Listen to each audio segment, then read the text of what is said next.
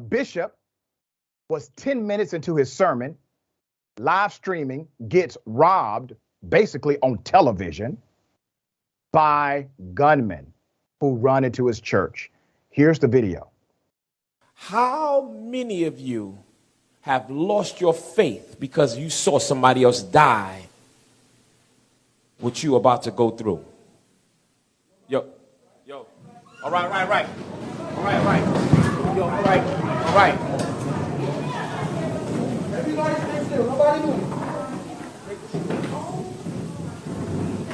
Nobody move.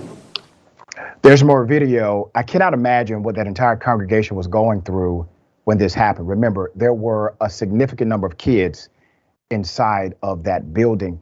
Here's one of the gunmen initially running up to the bishop to steal his bling, and a second one comes to clean it up. Here it is.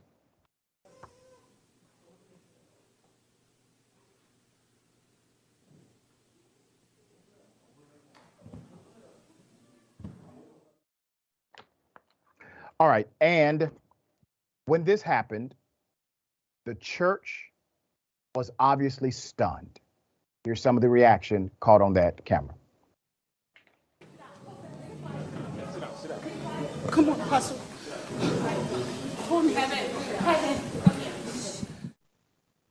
Very sad. All right, let me give you some history, some background to this. Bishop Lamort Whitehead is known to be controversial at times. I'm not dealing with his controversy. I'm dealing with the fact that he was preaching his sermon. It's a congregation, and you got people with guns. Children are scared, everybody else. So he's preaching, gunmen walk in, they go directly after him, and they go after his wife, okay? Now, there are those on social media blaming the preacher, saying it is because he wears a lot of jewelry, okay? And for that reason, he was in fact targeted. The bishop was robbed at gunpoint in the middle of his sermon on Sunday in Brooklyn, and it was caught on video. Bishop Lamort Whitehead says 5 to 10 minutes into the sermon, he saw the door in the back of the room kicked open and 3 or 4 men walked in with guns. He believes he was targeted. The station says the service was being live streamed. Whitehead of Leaders of Tomorrow International Ministries told CBS News, and I quote, "I said, all right. Pretty much stating that I'm not going to do anything because I know you're coming for me. You're coming straight to me. I don't want my parishioners hurt. I've got women and children there." He explained further and said, "As I got down, one went to my wife and took all her jewelry and had the gun in front of my 8-month-old baby's face, took off my bishop's ring, my wedding band, and took off my bishop's chain. And then I had chains underneath my robe, and he started tapping my neck to see if I had anything else." So that means they knew. They watched and they knew that I have other jewelry. All right, Bishop, you are correct. This was a planned operation.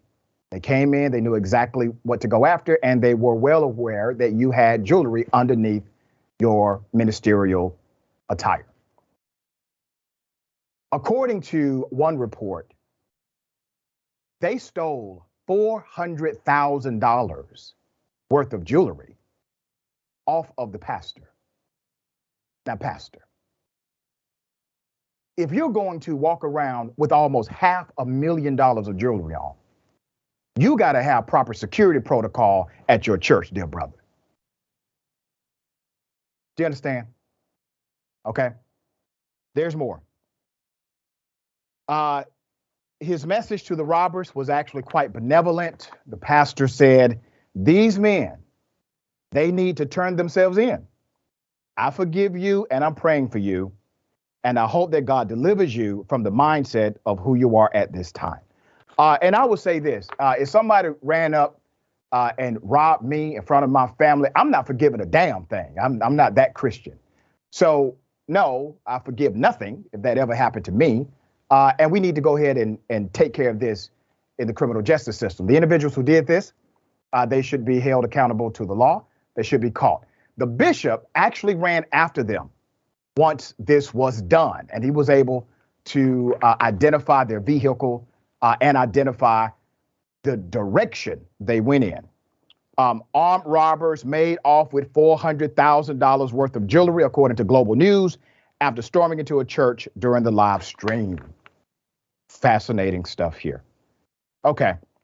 It's ironic because typically I'm reporting about how preachers are robbing the church, and this is different. So naturally, children were there. Out of everything that happened, and everything that was stolen from the pastor and the first lady, and by the way, they should have commercial insurance. I'm sure this is going to be covered. But the children who have been impacted by this, who saw this, there was one parent who described her little girl is unable to talk. She has gone completely silent after witnessing her pastor being robbed and guns being in the faces of others. All right. Very sad situation. We're going to follow this because I do think they're going to be apprehended pretty soon. All right. Jackson, thoughts here. Yeah, so, I mean, $400,000 worth in jewelry is definitely a big heist. And as you pointed out, you know, they definitely had that plan because they came into the church. They went straight for him. They knew where he had his jewelry, as well as, you know, it's also, you didn't cover, but he drives a Rolls Royce and things like that as well. So, you know, as you pointed out, if you know, no matter who you are, if you're known to be that type of flashy, you know, you're definitely potentially making yourself a target. So it's good that nobody got hurt. Yeah. But, you know, definitely, hopefully he moves forward with at least some type of security or doesn't, you know, do things quite so flashy. But they made off with a pretty big hit for sure. Yeah. Yeah. All right. We're going to keep following the story, bring you the update as it comes.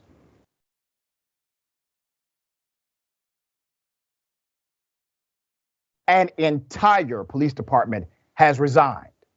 Ironically, this police department, I'm talking about everybody, chief, everybody resigned because the city manager, the new city manager, is progressively responsible.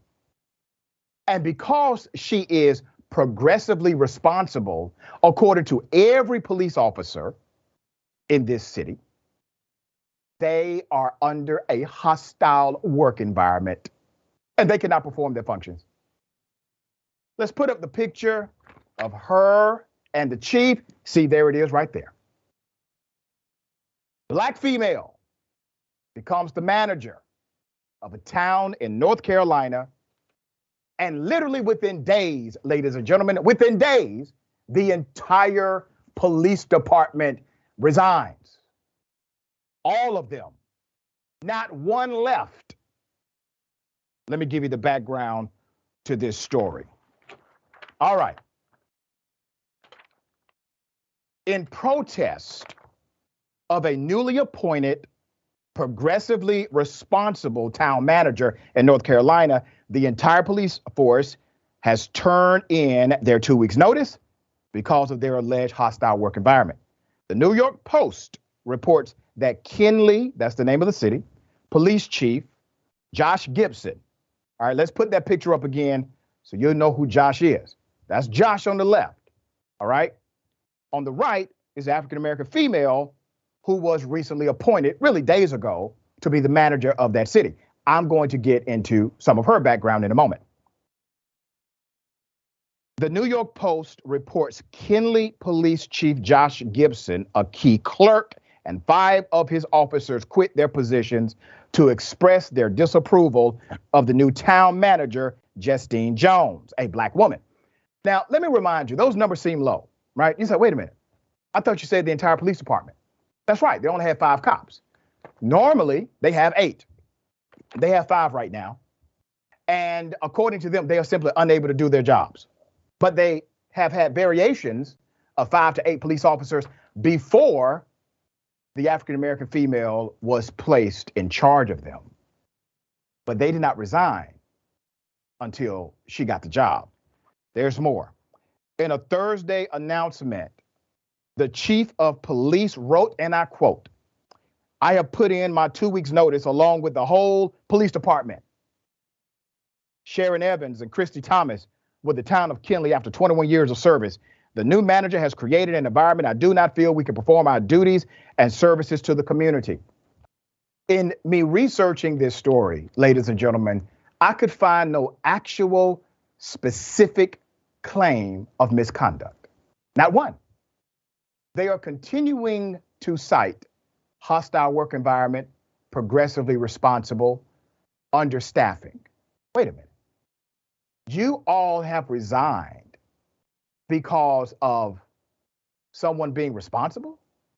Because you need a couple of more people in your shift? That doesn't make sense. I'm going to break down exactly what happened here. All right. So, hired last month on June 2nd, as I said, the woman has only been there for days. Ms. Jones has had a history of progressively responsible positions, which the former force disapproves of. Ms. Jones has had nothing but a praised career during her years of public service. And I checked. Now, I'm going to give you that background in a moment. So let me make it plain for everybody. They're not leaving because of a hostile work environment. Remember, if there's a hostile work environment, you have a protocol. You alert HR. HR will then investigate the matter, and they will make a determination. Well, guess what? All of these government protected employees, none of them went through the process or the protocol of filing an actual complaint for a hostile work environment. Why? Because internally, their own people would have found this is no hostile work environment. So they're making a claim without making a complaint. Understand that.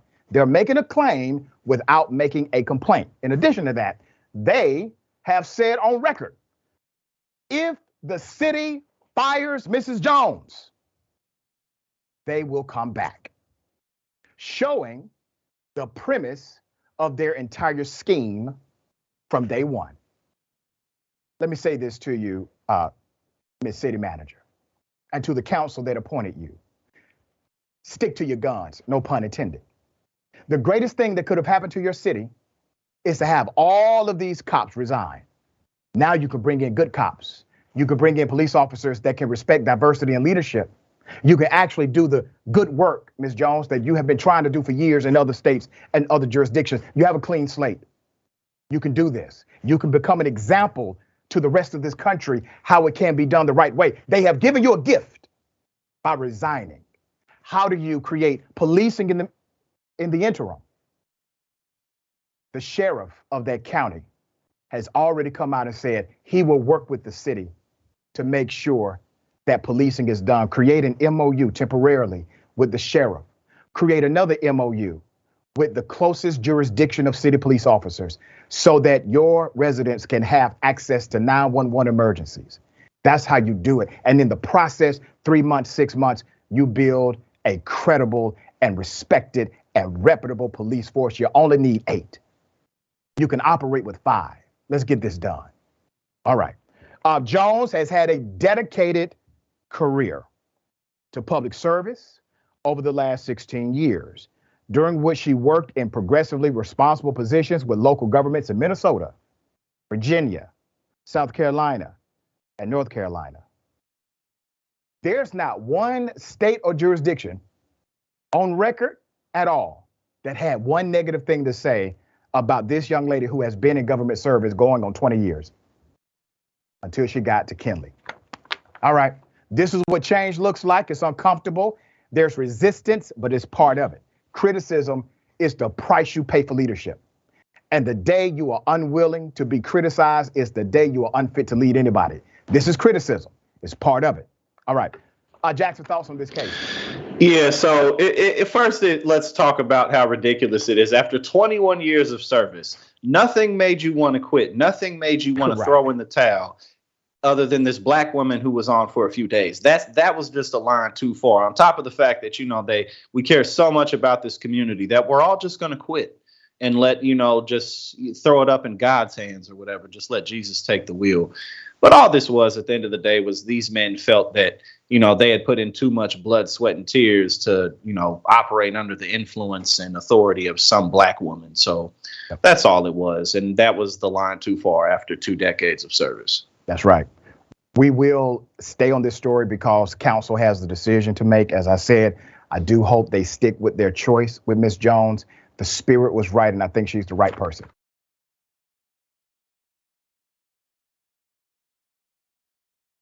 I said it needed to happen. All right. January 6th committee, they are now considering to send a subpoena to Ginni Thomas, the wife of Supreme Court Justice Clarence Thomas. Should have happened a long time ago. Here's what Cheney told Jake Tapper. Ginni Thomas, the wife of Supreme Court Justice Clarence Thomas, repeatedly corresponded with then White House Chief of Staff Mark Meadows and Trump lawyer John Eastman, who was pushing this deranged theory.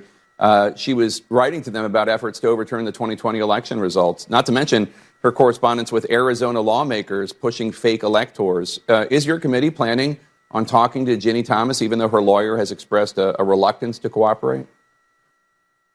We are. The committee is engaged with her counsel. We certainly hope that she will agree to come in voluntarily, but the committee is fully prepared to contemplate a subpoena if she does not. I hope it doesn't get to that. I hope she will come in voluntarily. We've certainly spoken with numbers of people who are similarly situated in terms of the discussions that she was having that you've mentioned. So it's very important for us to speak with her. And as I said, I hope she will agree to do so voluntarily, but I'm sure we will contemplate a subpoena if she won't. I've said a couple of things from day one. This January 6th committee, they wanted to be political. They wanted to be performative. They did not want to be probative, even though this investigation is necessary. The elements of performance that seem to outweigh the need for a probative investigation piss me off. At one point, the chairman of the committee said they are not going to relay an official criminal referral to the Department of Justice. I said that's a mistake, because if you are an investigative committee, if you find something that's illegal, send over your findings to the DOJ. That's not complicated. Now the January 6th committee may actually send criminal referrals to the DOJ, and they may include a referral for Trump himself. They also said that they're not going to subpoena Ginni Thomas. They sent her a request. Well, I would never send anybody a request. Why send a request when you can send a demand? A subpoena is a mandate to compel. Why are we talking about hope and wish, probably, when you have the power of subpoena? The Constitution gave you that power. Use it. Okay? Now, there's some more that's going on auxiliary-wise. In addition to the committee, they are also looking for FBI agents to testify under oath about deleted text messages. Here's what Adam Schiff had to say. Congresswoman Cheney also said the committee expects to hear again from Tony Ornato, that lead Secret Service agent, and that both he and another have hired private criminal defense counsel. What does that suggest to you? Well, I think if they're hiring criminal defense counsel, then they probably have a concern about their potential criminal liability. We want to hear from these witnesses. Some we want to hear from again. We want to put them under oath if they weren't previously under oath, so that we can understand exactly what was happening on January 5th and January 6th. And we have profound concerns about what's going on at the Secret Service. We are now, for the first time, getting documents that we had requested long ago.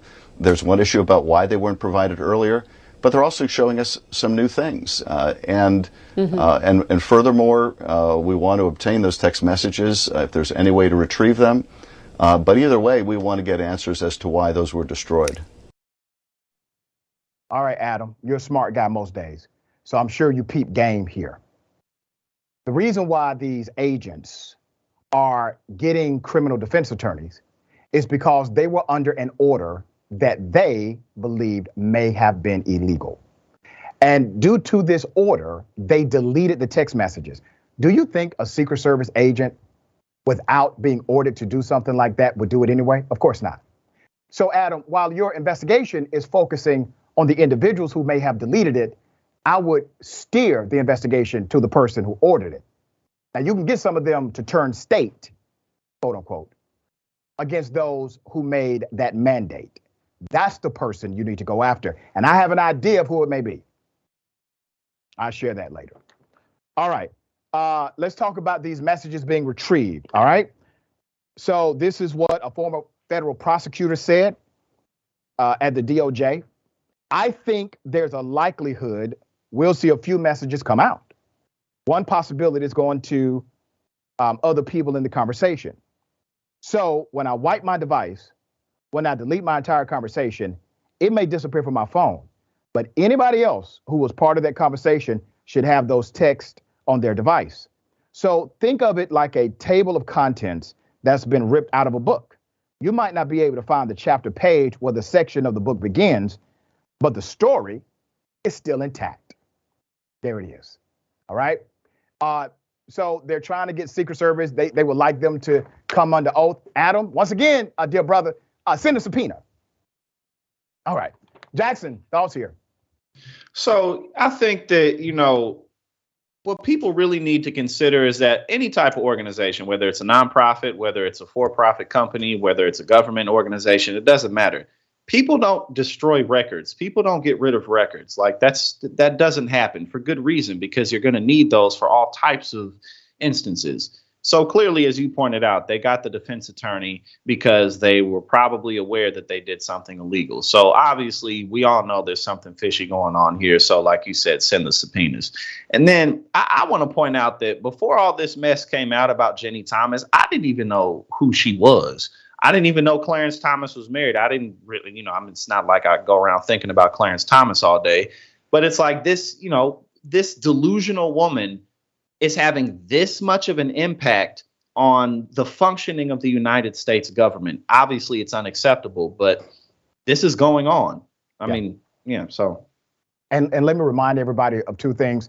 Clarence Thomas has voted 100% in alignment with his wife's advocacy, even when he has voted contrary to other conservatives of the court. He has always voted in line with her public advocacy. That's number one. Number two, a spokesperson from Secret Service said, based on their released message about what happened to these deleted text messages, the spokesperson said it was all part of a scheduled program. That's the first lie publicly told about this text message scandal. All right, we got more on the other side. It's Indisputable, stick and stay.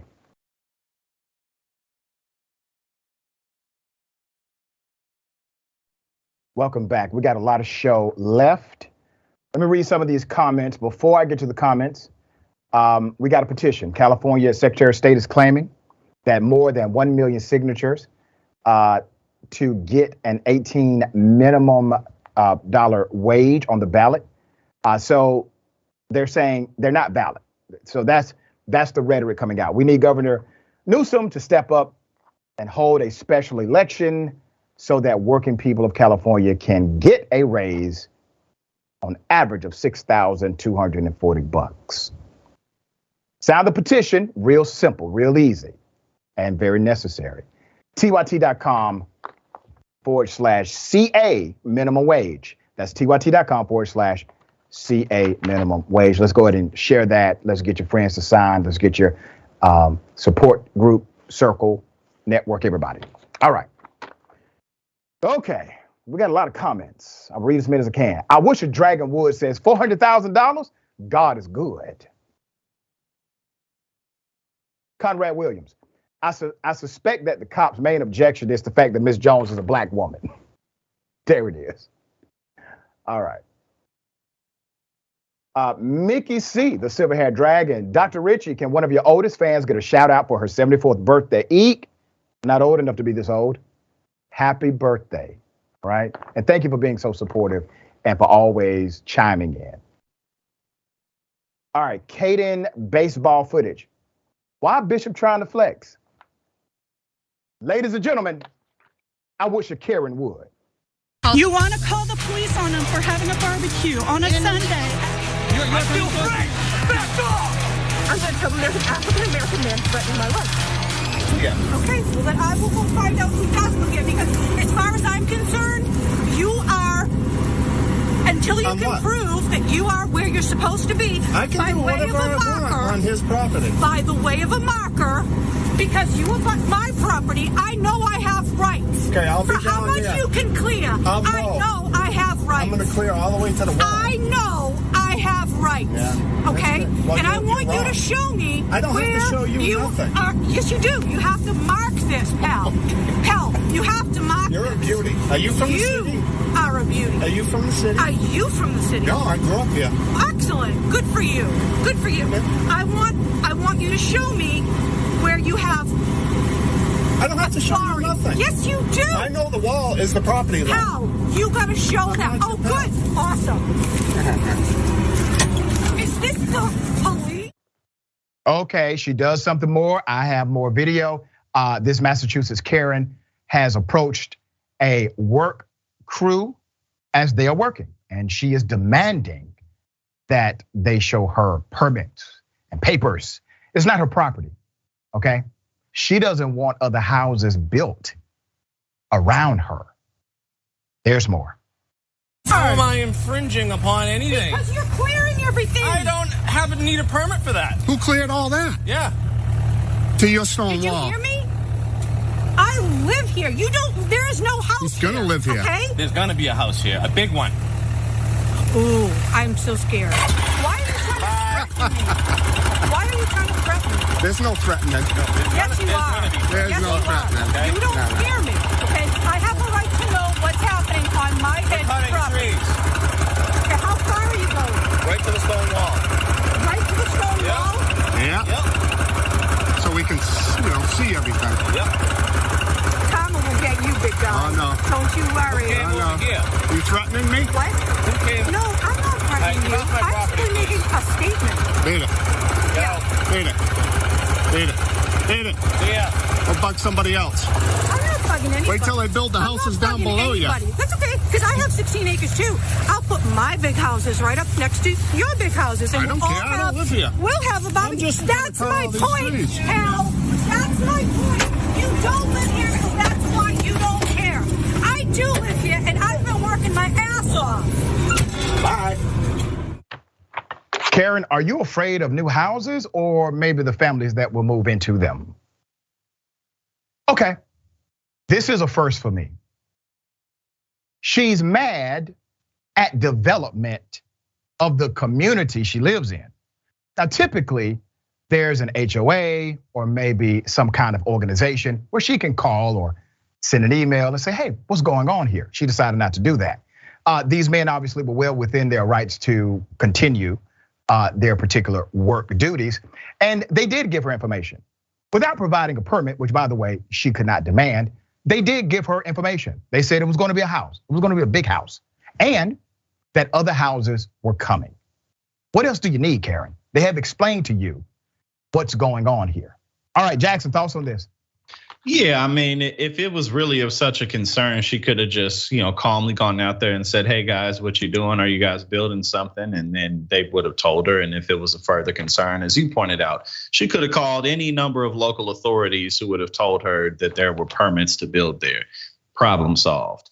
But it always kills me though when people put themselves in situations like this, especially women, where they assume that, people won't hit them or people won't harm them. And it's like, you don't know. So if this was a situation where these were two men who were up to no good, why would you just go out there and provoke them like that? So like you said, she just doesn't want any neighbors and she's just looking for something to do. That's all it is. Let's put up a picture full mass here. All right, still trying to identify, still trying to identify all of the information related to this act of Karenicity. Okay. Matt Gaetz, United States Congressman, under investigation for paying a minor for sex and traveling over state lines, possibly doing cocaine. Okay, so he said that the women who complain about having choice in America are too ugly to get pregnant anyway. Here it is. Have you watched these pro-abortion, pro-murder rallies? The people are just disgusting. Like, why is it that the women with the least likelihood of getting pregnant are the ones most worried about having abortions? Nobody wants to impregnate you if you look like a thumb. These people are odious on the inside and out. They're like 5'2", 350 pounds, and they're like, give me my abortions or I'll get up and march and protest. And I'm thinking, march? You look like you got ankles weaker than the legal reasoning behind Roe versus Wade. A few of them need to get up and march. They need to get up and march for like an hour a day, swing those arms, get the blood pumping, maybe mix in a salad. Matt Gaetz has gone full cocaine and white privilege. It's over, it's done. It's no helping him. He's going to the pokey, all right? I'm just waiting for that indictment day, countdown. So this individual, Matt Gaetz, who has become increasingly more ridiculous by the moment. He hangs out with Marjorie Taylor Greene. He's talking about bringing back Donald Trump through ridiculous schemes that won't even work. Yes, that Matt Gaetz has decided to take his platform, the trust that people place into him as a member of the United States Congress, and he criticizes the weight of women, the looks of women, to land a political point that's really antithetical to women. And he gets a round of applause. You see, Matt Gaetz, he's a problem, but he's not the problem. He's a manifestation of the problem. The problem are those that celebrate him, those that will continue to vote for him, those that will continue to fund him, those that will continue to produce the Matt Gaetz of the world. There's an audience now. You have members of Congress even contemplating eliminating this protection for interracial marriage in the United States. They want this to be a state right again. We're going backwards. They have a plan. This is part of their strategy of making America great again, while only white men get to be in charge. Women, regardless of race, they take a back seat. And this kind of toxic masculinity permeates and becomes normative in the culture again. We have done too much work. We have done too much work to become a people of diverse backgrounds. When that Constitution was written, that Constitution was not written for me and for most of you who are watching my show. So let's be very clear about what they're trying to do. All right, Jackson, thoughts on this? So, it's important to really pay attention to the fact that these people's ability to argue the reversal of Roe v. Wade is so poor that they have to go to just, basically misogynist manosphere arguments where it's, oh, you're too big and you a baby mama and don't nobody want you type of arguments that really, again, have nothing to do with the legalities of it, to where women could be forced to bring babies to term that would literally kill them. Women that we're already seeing, very young women being forced to go to different states to have abortions because they can't within their state. But also, again, let's focus on just the premise of what he was saying about how, it's always the women who don't. Men will sleep with anything.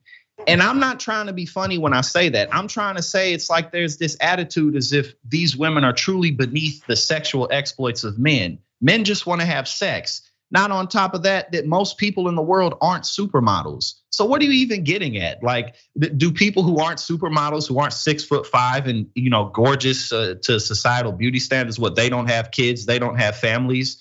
Like, so again, this is how comical and this is how ridiculous our political rhetoric has become, to where this is their defense of what they've done. Yep. It's ridiculous. And they get a roaring round of applause. Yeah. All right, we got more on the other side. It's indisputable. Stick and stay.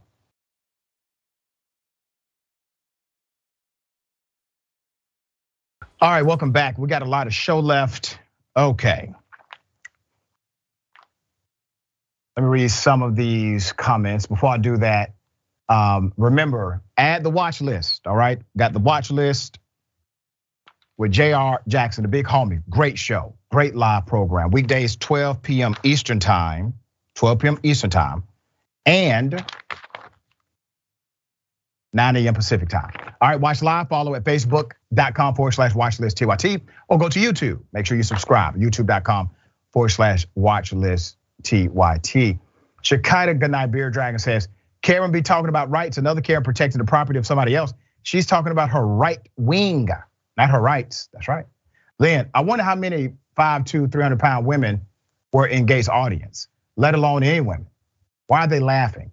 Did they feel his comments didn't include them because they're pro-life? Kevin Bard, The ultimate care and calling card, I know I have rights. And every time they say that, it's literally them stumping on the right of somebody else. C. Michael Henson, thank you for that, C. Michael. Matt Gaetz can't even get a grown woman, allegedly. These pro-choice women couldn't even give him the time of day. His female co-workers probably still call him Creepy Gaetz. Yeah. All right, Trudy Lawrence, double doser. Thank you so much for joining, all right? Okay. Very sad, all right? So remember the 8-year-old kid that we covered who got arrested, according to the authorities, for stealing a bag of chips? Remember that? It went viral, okay? Let me take you back to that, because now the family is claiming they have arrested this 8-year-old child again, and the police department in Syracuse, they are intentionally targeting a child. Here's that video that went viral. What is y'all doing? What are y'all doing? What is y'all doing? Guess what I'm doing. Hey, he like a baby to me. Why you? Guess what I'm doing. I don't know what you doing. I just see you snatching him up off the. So what? So what's going on then? You're stealing stuff. If he breaks into your house to steal something. Nah, man. What is that? A bag of chips? So y'all treat me like a whole cold-blooded killer? Keep walking, dude. You don't even know what you're Keep walking. I do. I know what I just came up and see. I know I just came up and see. Okay, what'd you see? I see y'all snatching him up a bike like a grown-ass man. Ain't he saying it wasn't him? What is y'all doing? Crazy. How old is he? What is y'all talking about, man? That's against the law. What is y'all doing? You cannot put that. What is y'all doing? Take the chips. If he stole some chips, I'll pay for him. I'll pay for him. You don't even know where he lives. Higher rank, you. Y'all just throwing him in the car. That's what they do. They come here. What is y'all doing? Leave him alone. No camera. That's all we can do. He a kid. I checked with Syracuse. They actually have a non-incarceration rule for minors as it relates to offenses, misdemeanors, etc. So the arrest was not warranted, period. Now, according to the family, they are going to have to sue. They were about to let it go. They now have to sue because the 8-year-old was arrested again, and there seems to be a pattern of targeting this kid. Let me give you the background, all right? Since that incident went viral, the department, they have continued to single out this child according to the parents and the attorneys. The attorney said while the child was on his way to Schiller Park pool, he was accosted by the police. The child's trip to go swimming was impeded by law enforcement. And a purported video exists showing him in handcuffs again as the officers investigated a robbery. A video purportedly attached to the claim shows the 8-year-old remained in handcuffs for up to 10 minutes before being released without being charged with anything. That's exactly what happened to him the first time. Now remember, there's a protocol, a law that prohibits officers from incarcerating minors for petty offenses. You do have to call the parents if you feel as if that's necessary. The SPD, Syracuse Police Department, confirmed in a statement, the boy was detained in handcuffs at the park as officers investigated an alleged armed robbery. There was no robbery. There was no robbery. That's coming from the police. So wait a minute. The police, they're not saying he's not the person that did it. They're saying a robbery did not even happen. According to Lieutenant, let's put his picture up, Matthew Malinowski, 2 groups were fighting. He also noted the boy was later released to his family despite doing nothing. The lieutenant said in the statement the boy was not charged and no gun was recovered. So what is the family doing now? Okay, so now you gotta seek legal action. So the family is seeking legal action on Wednesday, July 20th. Child's father, Anthony Way, who hired the 2 civil rights attorneys, announced the plans to file a lawsuit, hoping the 3 officers involved in the incident will be terminated and that the child receives millions in damages. On behalf of the family, they placed a notice of claim in motion against the Syracuse Police Department and the city of Syracuse. A notice of claim is required to alert a city of a future lawsuit and to establish rules for a conversation about the potential settlement. Now, this is common for pretty much every government. You have to send them a warning shot, so to speak, legally. You have to send them an intent to sue, is what this letter does. But it also lays out their case of why this is pending. Let's go to the chief. So the Syracuse police chief, his name is Joseph Cecil, on the original incident says he believes while there were low points during the incident, the ultimate outcome, including the boy being released to his dad, was an example of community policing 101. It's amazing when they lose, they want you to say we're winning. When they violate the rights of somebody, they want you to give them a hero cookie. When they go outside of the boundaries of their profession and they violate a kid, they still want you to think, well, that is a good thing. This is the culture of policing. There was a time when nobody would ever believe that a police department is targeting an 8-year-old kid. But think about this. That 8-year-old kid, because of how they treated him, has created significant embarrassment to that police department. You don't think if some of these cops saw this kid and said, that's the one, you don't think they would mess with him? They literally said he fit the description of a robber and no robbery had taken place. What do you think they're doing? All right, Jackson, thoughts on this? So, a lot of people from the outside looking in, don't understand that these police departments literally view black communities as staying within the greater community in their eyes. And, you have to get to them early. You got to get them out of here early. I mean, just look at the anger that is totally unnecessary for dealing with a child if you're a grown man. Again, it's reflection of how they look at the community in general.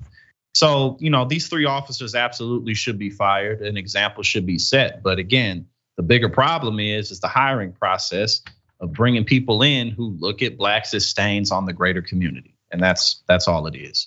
Very well said. All right, we're gonna go to a quick break. We got more on the other side. It's Indisputable. Stick and stay.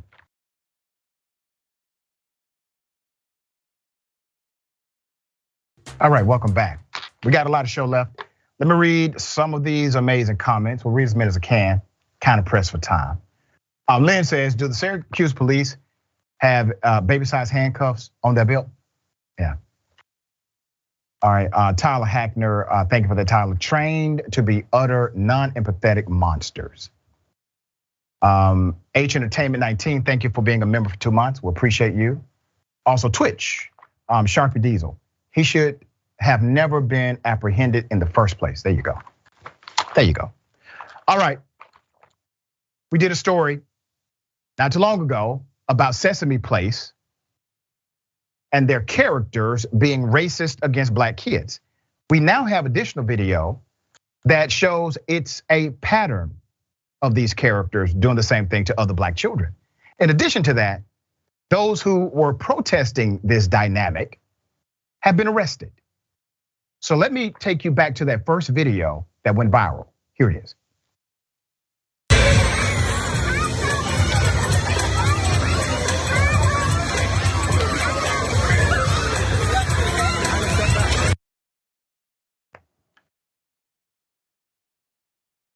So sad. The look on their face, the look on their faces says it all, right? Now, we were hoping this was a one-off, that this was something abnormal, not routine. Check this video out.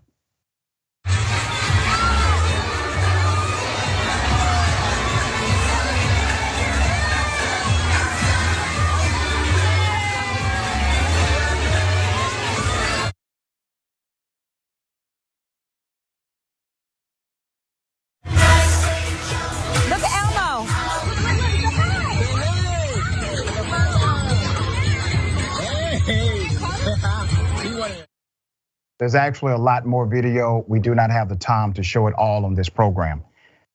So 2 activists who have been protesting this mess related initially to the character Rosita. 2 of them have been arrested in Langhorne, Pennsylvania. This happened Saturday. Their protest follows those viral videos. Police say the two men were arrested for disorderly conduct after their warnings, after the cops warned them for blocking the sidewalk at the street. The two men were among a crowd of civil rights activists, including several local Black Panther parties, urging families to boycott the children's theme park. Police say the two men were a 50-year-old from New Jersey and a 46-year-old from Camden, all right? Their names have not been released for the record at this time, okay? So really interesting. So organizers say they want to see changes. That's what they're saying for the record. They want to see changes to the park's hiring and training policies. Your staff should not treat any child different than the other. If you're hugging children, then hug all the children, said Elijah Vine, one of the new Black Panther Party leaders in DC. Sesame Place has apologized to the family. They've said, we're sorry. They've apologized to the family, and in a statement released on Saturday, calling what happened unacceptable, and says they are now instituting mandatory training for all employees so that we can better recognize, understand, and deliver an inclusive, equitable, and entertaining experience for all our guests. Well, look at that. Sesame Place finally got in touch with their PR person. Initially, when this happened, the parent decided to make a complaint with management. Management brushed her off. Management initially told her, there's no way for us to know who's in the Rosita costume. That's what management said. How do you get Rosita, whoever is in the costume there, check? How many Rosita costumes do you have lying around here? What kind of operation do you have? So that was the first lie. And then the second lie on the record was that, this had nothing to do with racism or bias. The person couldn't see the other children, and that's what happened. Once again, false. They eventually did their internal investigation, and they came out with a flat-footed apology. There's more. All right, organizers are also calling for the employee in the costumed character to be terminated. It is unclear if that has or will happen. Let's put up Benjamin Crump, the family's attorney. So both little girls joined Ben Crump and the family's attorney, B. Ivory Lamar, for a press conference in New York City, okay? This is not big stuff, all right? You saw the video, Crump said. You look in their eyes when Rosita just ignores them as if they are invisible, as if they're insignificant. Attorney Lamar added, we've also received copies of emails of the same complaint being made to Sesame Place about their characters' conduct. So again, they have been put on notice well before last Saturday. Lamar went on to say that they want action from Sesame Place regarding this incident and not just apologies. Wow. All right, Jackson, thoughts on this? Yeah, so I just remember, when I first saw this, it seemed like something that wasn't real. It seemed like a joke or like somebody was just doing something funny with the camera. But to see multiple examples of it, just goes to reflect, like we talk about here on the show all the time, the power of culture, the fact that racism is one of the building blocks of this country, and the fact that moving forward, we simply have to beat the forces that are growing. So, hopefully whoever was in that suit does get fired. But obviously their hiring practices need a very close look. But who's running the company? It all starts from the head down. Yeah. All right.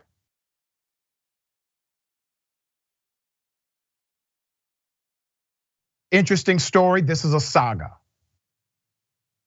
Black woman who owns a daycare gets credible accusations from the kids under her care that her husband, who happens to be a former Baltimore police officer, her husband was in fact molesting them. So she shot her husband. She confronted him, she shot him. According to the report, she initially reported this to Baltimore PD. However, it is unclear if they ever investigated her husband, who is, once again, a former Baltimore cop. Let me give you the background to this story. Let's put her picture up full mass here, okay? Her name is Shantiri Weems, owner of Little Kids Daycare Center in Baltimore County. Miss Weems initially tried to report the abuse to Baltimore police after hearing allegations from children. It is unclear if they ever took it seriously.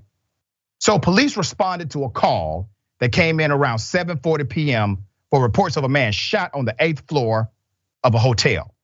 By that time, officers had arrived. Weems barricaded herself in the hotel room. There's more. When the officers arrived at the hotel room, the woman identified as 50-year-old Miss Weems began to talk to them through the door. Officers asked Miss Weems to come outside so they could assist the man that was shot. But she then informed them that she would shoot herself if they came into the room. As the conversation continued through the door and the officers tried to confirm if there was a shooting victim, Weems yelled, "He's a child molester."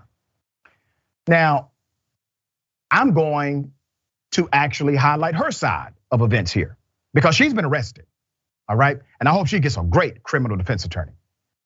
The guy's alive, all right? She didn't kill him, and she did not want to kill him. Shantiri described how the incident began. This is her description of it. Weems claims that the calls made her emotional and she decided to bring up the allegations to her husband. All right, now keep in mind, she's in charge of the daycare. She believes these allegations. She's in a complex emotional place and she confronts her husband. During that conversation, Weems said the situation escalated into an argument. And at some point during the argument, her husband stood up and walked towards her. Weems says that's when she retrieved her gun and shot her husband. I mean, what do the police say again? I was in fear of my life. There you go. Oh, it didn't work for her. Okay. James Weems was able to inform officers through a door that he was shot in the leg. After confirmation, officers made entry into the room at about 8:11 p.m. to treat the victim, detain Miss Weems according to court documents. Weems expressed that she did not want to kill her husband. She just wanted justice. Now remember, these are kids under her care. These kids have credible allegations that she likely believes. She reports these accusations to the police. Police do nothing according to the narrative. Now, police say they found a letter inside the room, already written by Miss Weems. The letter asked that Weems was hoping to paralyze her husband and that she wants justice for the kids at her daycare. I bet they investigate if he's a child molester now. All right, that's all I got to say about it. Jackson, thoughts here? Yeah, well, I think it's clear that she shot him in the leg. Her intent obviously wasn't murder, and the fact that she reported these issues, she definitely has a credible defense on her side. But this is just really a tricky issue because, what do you do when you actually go forth and report these types of issues to law enforcement, but you can't necessarily get them to budge, or maybe you don't have direct evidence? Eventually people take things into their own hands. So, unfortunately, there wasn't a way for them to look into this, or they just didn't look into it harder, initially. But luckily, her husband isn't dead, and perhaps he can face some justice for the accusations held against him. Yeah, there you go. All right, Jackson, always a pleasure, dear brother. Tell people how they can follow you and check out your great work. Oh yeah, check me out on Rebel HQ. I do just political analytics and reaction videos Monday through Friday, and I'm here with Dr. Rashad all the time, as well as Watch List all over. So just keep your eye out. Oh, and August 2nd, I'll be doing some primary breakdowns with John and Francesca. So definitely looking forward to that. Oh, yeah. Good stuff. All right, thank you, brother. Appreciate all you do, man. All right, appreciate you for having me. Absolutely. We got more on the other side. It's indisputable. Stick and stay.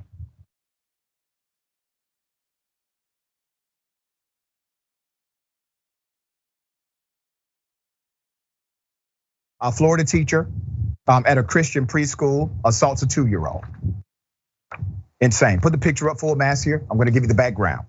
a Florida preschool teacher at a Christian academy, has been charged with felony child abuse after she was allegedly caught on camera forcefully grabbing a 2-year-old several times, and in another incident, causing the child to literally fall to the ground. Her name is Rebecca Lynn Bird, 62 years of age, has been arrested and charged with child abuse just 6 days after being hired as a preschool teacher. So Bird was working at the Aldersgate Community Christian Learning Center, located in the Aldersgate United Methodist Church. This is in Largo, Florida. The school has not yet publicly commented on the incident. The sheriff's office released a statement addressing it, saying, and I quote, "According to deputies, the victim's mother was informed by the school that her child had been the victim of battery." That's how this started. During the investigation, deputies discovered that Ms. Bird forcefully grabbed the victim several times, and in another incident caused the victim to fall to the ground. Deputies also discovered that the incidents were captured on the school's surveillance video. Bird was employed as a preschool teacher at Aldersgate Christian Learning Center from July 12th, 2022 until she was terminated on the morning of July 18th, 2022, after the school had reviewed the surveillance video. At this time, deputies believe there are no additional victims. Bird seems to have a heavy history here. All right, this is where I fault the system. The arrest appears to have been the most recent of Bird's run-ins with law enforcement. In the early 80s, the defendant, bearing the same first, middle, and last name and the same date of birth, was convicted of one count of theft and another count of nonviolent resisting or obstructing a peace officer. In addition to multiple reckless and careless driving citations, a defendant matching the same aforementioned identity markers were also found guilty of DUI 2001, 2005, and 2017, according to online records. Bird was in fact released from jail after posting a whopping $5,000 bond for felony child abuse. Under Florida state law, child abuse is a third-degree felony. The penalty is punishable up to 5 years in prison or 5 years of probation. All right. Now highlight this because the protocols have to be in place, even if you are a private Christian organization. All right, I know some good people in the United Methodist Church, very good people. Many years ago, I used to be a youth minister in the United Methodist Church. Decent organization. You got some people, free-thinking individuals, all right? However, sometimes the very basic protocols of how we should vet individuals are abandoned for the sake of religious industries. Just because a person is a born-again Christian or they share your religious, spiritual values, that does not mean it creates any level of negligence for you to not do an exhaustive vetting process of that person, especially when they work around children. David, thoughts here? Anybody who works around children, in my view, ought to be going through a criminal background check, and a lot of jobs out there you have to. So that raises the question, did they do a criminal background check? And maybe they found that she had this record, but because she was born again and maybe she had made peace with her past, they decided, okay, we'll take a risk. Either way, I think the school sounds like they are liable here. And look, the parents should be able to have the right to know, does my teacher have the qualifications? Did my teacher spend some time in jail? Do they have a criminal record? And let the teacher decide, hey, or let the parents decide, hey, maybe I'm willing to have my child in the school or not. But for the school not to communicate that, if they knew it, to the parents, is reprehensible.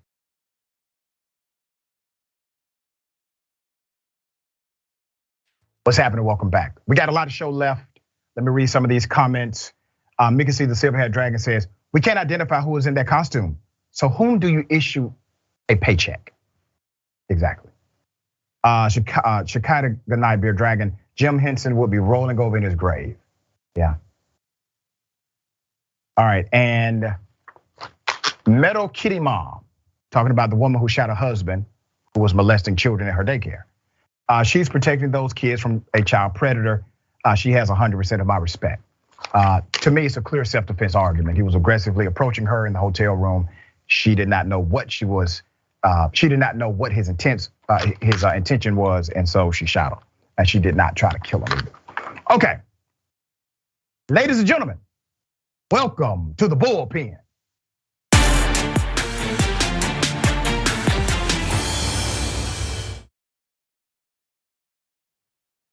We have today Benjamin Yanian, who is a recent graduate of the University of Minnesota, majored in philosophy, double majored in business and political science.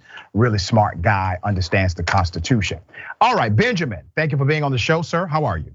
Thanks for having me. I'm doing great. How are you? I'm doing quite well. We are going to chop it up about the SCOTUS decision in New York and in a larger context, how the Constitution empowers your right to bear arms. And also what solutions are available that are not being implemented that could actually curb some of the violence, mass shootings, et cetera, we have seen in America. So I don't want to presume what you believe about those topics, so I would give you an opportunity to express and then opine. Okay, so first on the recent Supreme Court case about the New York firearms regulation that was struck down, I believe that was a rightfully decided case. The test that the Supreme Court employed was whether or not the New York firearm regulation in question was consistent with the history and tradition of firearms regulations in the United States.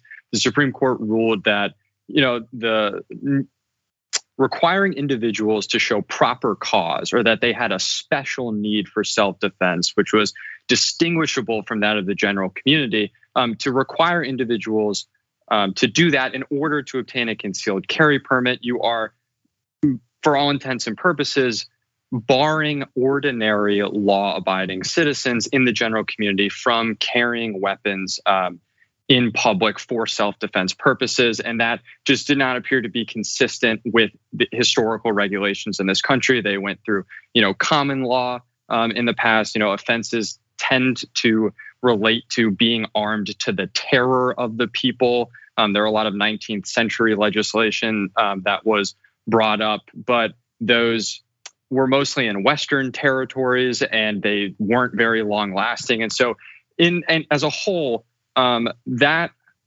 strong of a regulation barring ordinary law-abiding citizens from carrying arms in public just wasn't consistent with our history and tradition of firearms regulations. They ruled it unconstitutional. And in effect, what this does is it requires states to have an objective path for law-abiding citizens to carry firearms. And so it would, some boxes to check. And if you check those boxes, at the end of the day, you get your concealed carry permit. On top of that, the question is, are some of the new laws that are going to be coming out in response, are they going to be constitutional? New York just passed a new concealed carry law. I wrote an article about that in Newsweek, and we can discuss that more if you'd like. But in terms of what can be done to curb mass shootings, I don't think, this isn't a very sexy answer or anything, but I don't think there's a clear-cut solution to this problem. Now, there are certainly things that can be done. There were things in the bipartisan bill that I supported, some things that I didn't support. I'm sure we'll get into that. But I don't think we have a lot of evidence for the effectiveness or the ineffectiveness of many gun control laws. And so I would support things like bolstering school security in relating to school shootings. For mass shootings more generally, I would support concealed carry laws like the Supreme Court now is requiring states to have that are more objective so that law-abiding citizens can carry arms to defend themselves and others. I'm actually a supporter of constitutional carry. In Indiana, we just saw an individual stop an active shooter in a mall. Indiana just became a constitutional carry state, which means you don't need a permit, obviously, to carry a firearm if you can legally own one. So those are just a few things. I know we'll discuss more. All right, so let me go down some of the list here because you've made some interesting points. So I agree with you on the New York dynamic. New York created a very subjective standard according to the court. It needs to be an objective standard. New York corrected that immediately and they're moving forward, okay? So that's fine. Now, it comes back to a very common sense dynamic. And I'm gonna say a statement and qualify it later. There is something seriously wrong with the United States Constitution. I'm gonna qualify that in a minute. Can a citizen bring their gun into the US Supreme Court? No, why? Well, it's a federal building for one. And they can regulate it, correct? Yes. With whatever standard they choose. So you got to understand that part of these federal facilities. They can regulate how a citizen comes onto their property by whatever standard they choose. But that same body, that same federal court says that a city does not have the ability to do the same. Well, the city is empowered and entrusted by actual people. Like literally, there's a government structure. A building is not. So the Supreme Court says for public buildings, we get to regulate this without any restriction, but a city government, the people in the local community cannot. So that's one point, that's a common sense argument. The reason why I said there's something seriously wrong with the US Constitution, dear brother, is Benjamin, I want you to go back to the framers of the Constitution because you're talking about constitutional carry, we'll get into that in a moment. The right to bear arms, we can argue about what arms meant back then. For many, it actually meant knives. So this right to bear arms dynamic, and it talks about for the people, right? The word people is a continual term in the Constitution. When the Constitution was written for the people, by the people, who wrote the Constitution? They say it was written by the people, old ass white men did. Who was it written for? Who are people in the Constitution? Who benefits from the rights they codified on paper? When they said people, they weren't talking about people, dear brother. They were talking about white men, in particular white men that own property or were wealthy. White men that did not own property could not even vote or run for office. Women did not have these gun rights or the right to bear arms, which would suggest, based on the linear logic of the argument from the right, is that women had no right of self-defense based on the framers of the Constitution. So this document, and I want to ask you this document was not written for me. You agree with me on that statement, right? At the time, I think that there's a lot of debate about that. I mean, debate me. Frederick Douglass said that not a single word needed to be changed in the Constitution for slavery to end tomorrow.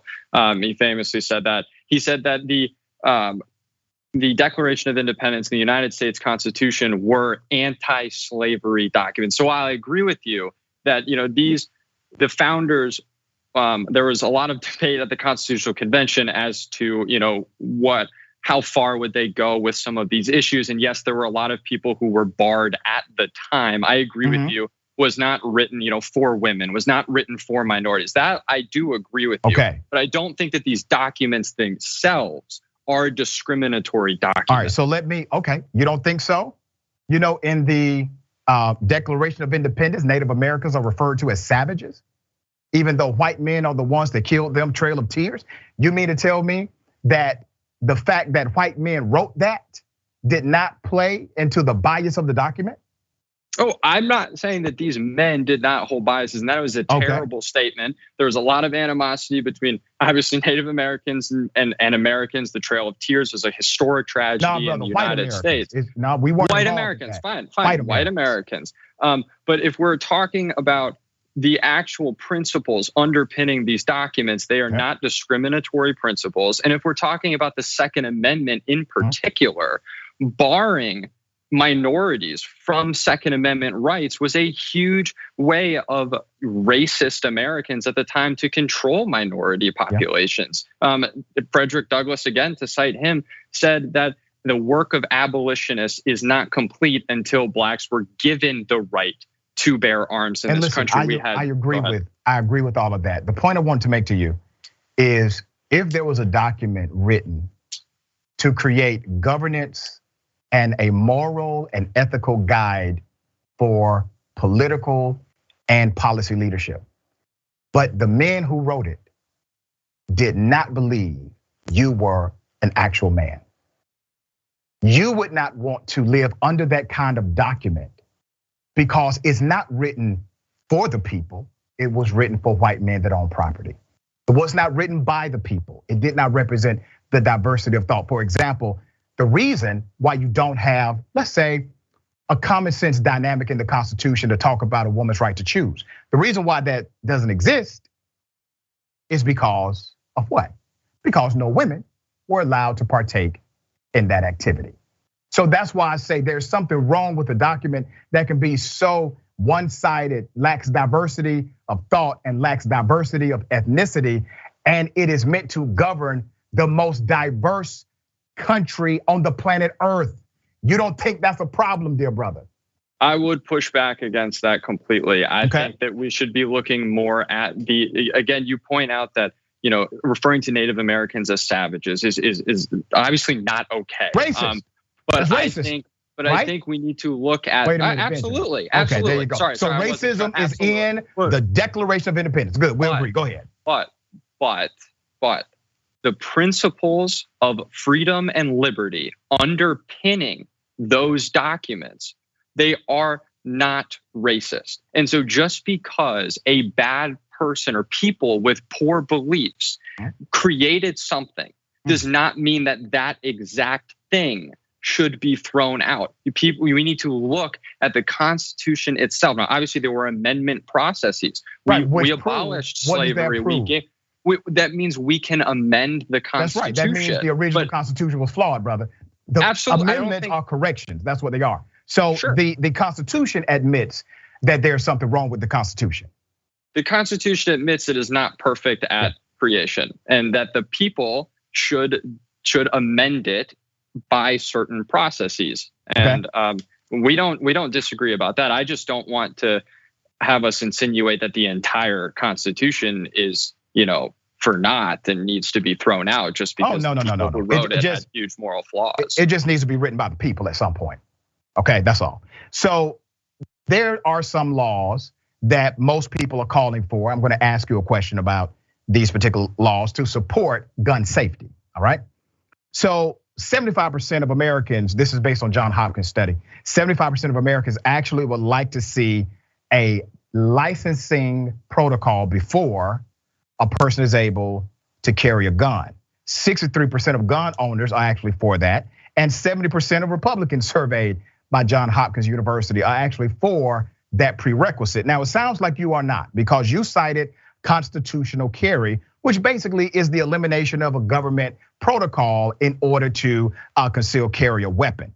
So you believe in constitutional carry because you have the right to bear arms is in the Constitution, so there should not be a hindrance to you exercising that right. Is that basically it? No, okay. I don't. I'm not sorry. I apologize. I was not trying to make a legal argument that constitutional carry is necessary. I'm just saying I personally favor constitutional carry. But from a standpoint of having a licensing process, I think that that's totally permissible, and I actually am fine with states creating those standards as long as they are objective. For example, some states have a requirement for classroom training, for live fire training, and where you actually have to pass a test before you can get your concealed carry permit. To me, those are objective. Those are totally fine.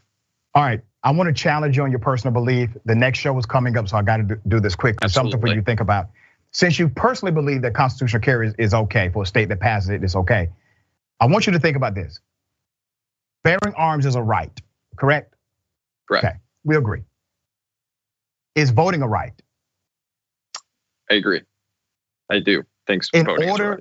In order to exercise your right to vote, you must register and you must present an ID or some other corresponding document required by the government. People that argue constitutional carry, they're saying you do not have to register. You do not have to submit to a permit. You do not have to do anything with the government because it is a fundamental right that you have. Now, I'm not saying, brother, that we need to transform all rules and laws and procedures. What I'm saying is there's great hypocrisy in the constitutional carry argument when you don't have the same linear logic for constitutional voting. Sure. I personally think that you should be able to carry arms. I think that it makes the general population safer. That's a big reason I support constitutional carry. But like I said, I have no issues with having people go through a process to obtain a permit. Maybe we can talk about how that relates to voting more later. All right, next time I'm gonna bring on the show, we'll talk about that. It was a good debate. I appreciate you coming. Thank you. Thanks for having me on. Absolutely. All right. Remember, take care of yourself, take care of each other, take care of the planet. Remember, the truth is always indisputable.